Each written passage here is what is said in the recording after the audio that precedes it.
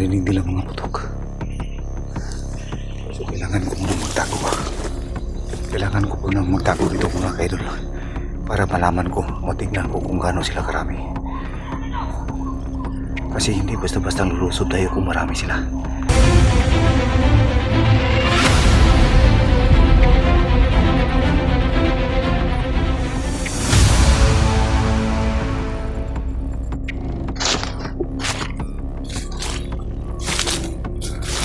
Kabisado kong lugar na to.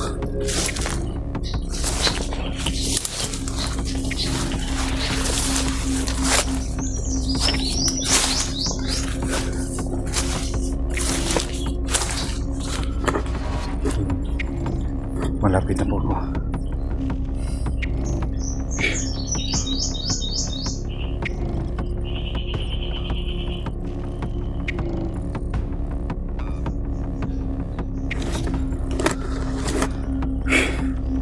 Sana mabutan ko yung kapatid ko mga kaidol.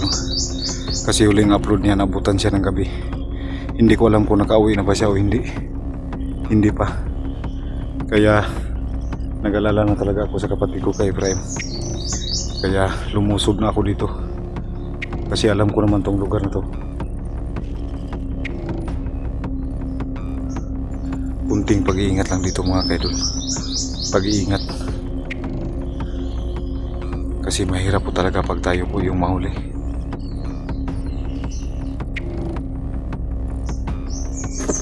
May mga isisilan na daan dito.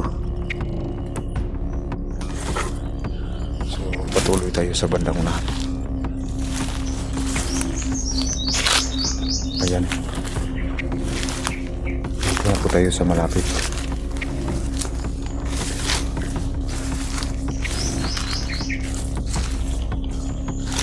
Wala na mga nakabantay.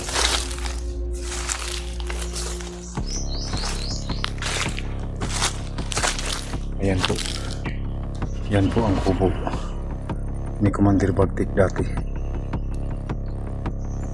So dito tayo mag-iingat.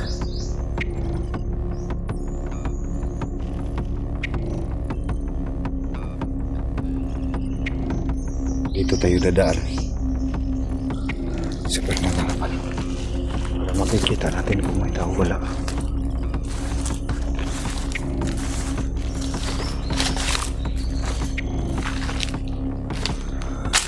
Dito tayo sa gitna ng mga daan ng tolno. So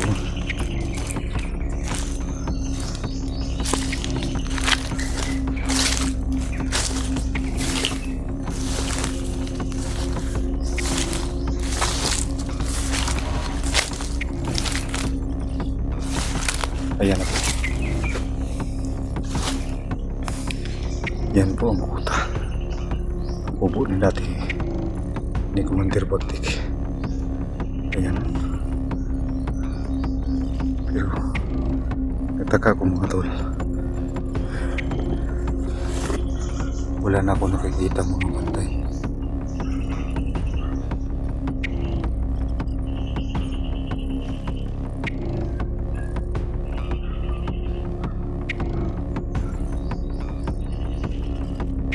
Kailangan ko po muna maghintay dito ng mga ilang oras.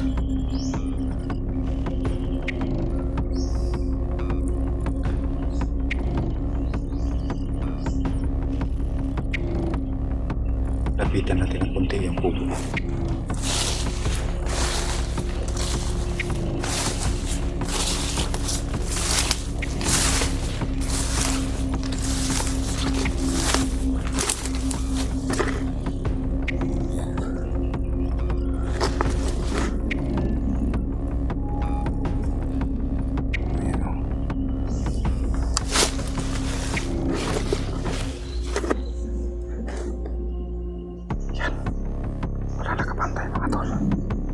Wala ka daw tao.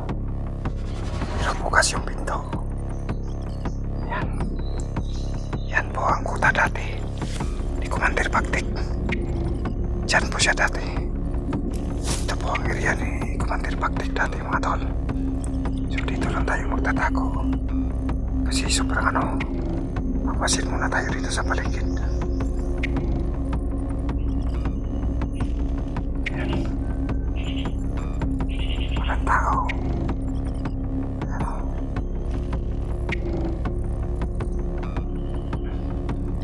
Kailangan natin Bakit wala silang alarma mga tol? Sigurado ako narinig nila yung putok. Pero walang Wala kayang ibang tao dito. Yun lang ang dalawa yung iniwan. Bukas yung pinto mga tol.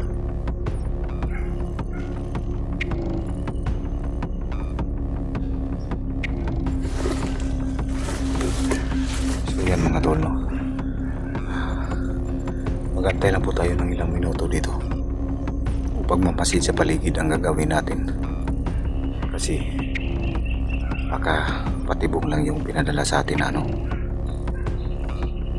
So wala namang katao-tao dito. Wala namang kabantay. So hindi ko rin nakita si Prime dito mga tol. Hindi ko alam kung andito pa ba si Prime o nakauwi na. Kasi out coverage yung cellphone niya nung tinawagan ko.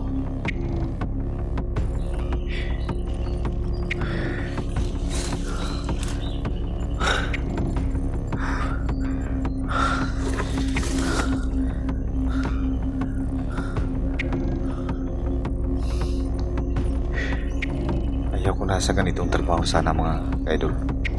Pero kailangan naming lumaban para sa aming pamilya. Kailangan namin maunahan sila sa abot namin mga kaya. So yan dati. Yan, walang tao, wala pa rin tao.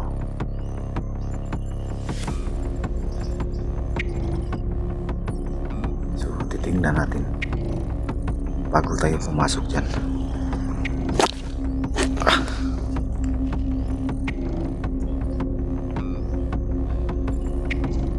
Tingnan natin.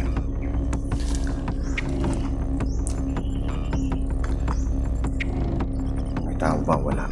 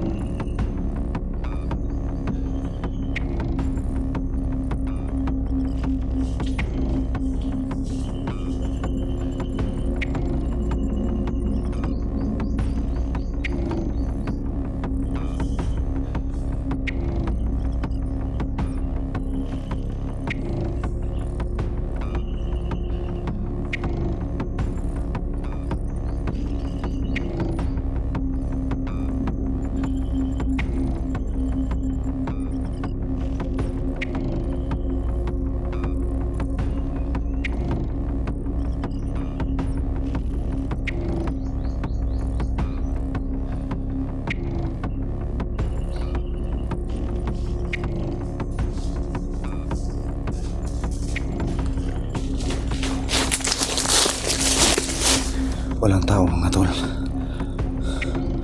Kaya iikutan natin sa kabila.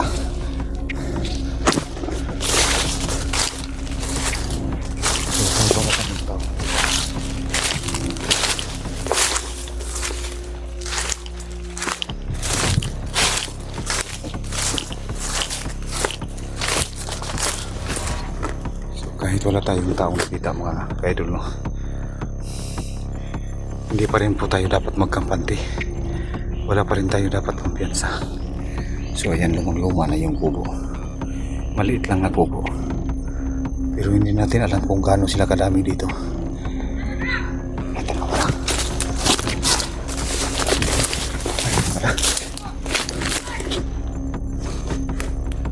May mga tao pa rin nakapantay.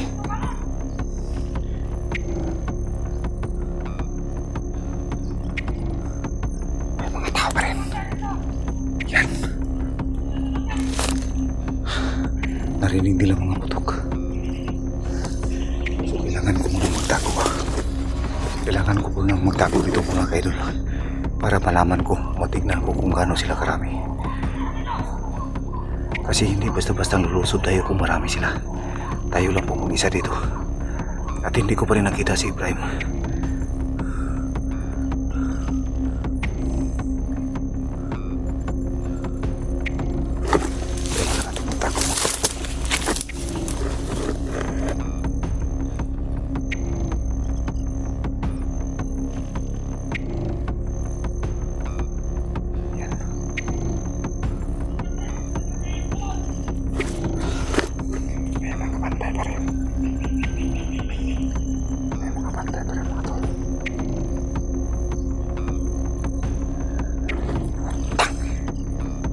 Hayop talaga kayo, mga tao walang puso.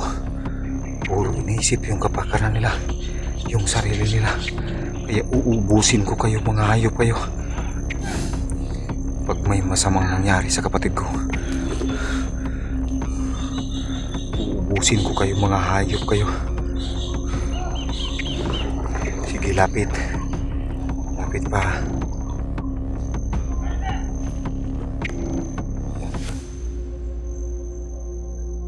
Dito lang muna ako, mga kaidol. Narinig nila yung mga putok.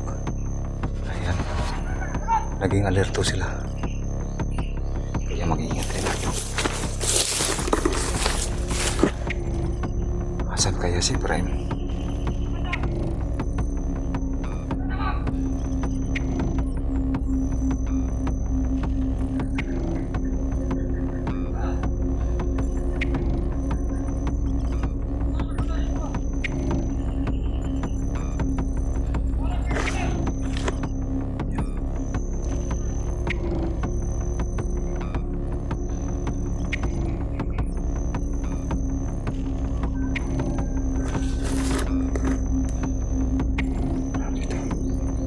May naririnig tayong boses, mga tol, pero hindi natin nakikita sila.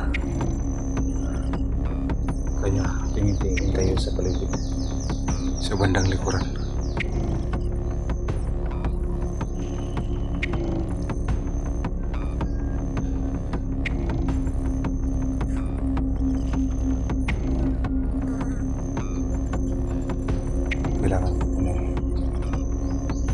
Kailangan ko po munang magtago dito.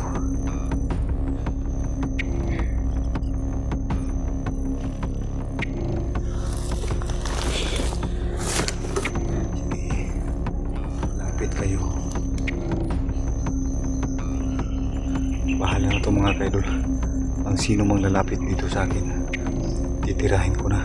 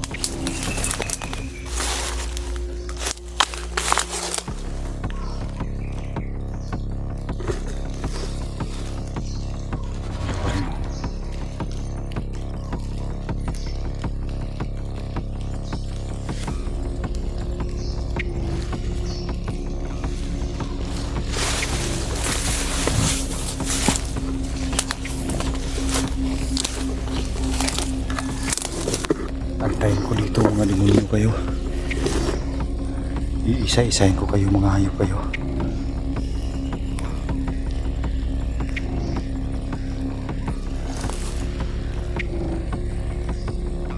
Wala pa rin tao. Parang ano to ha. Iisa-isahin ko kayo, mga hayop kayo.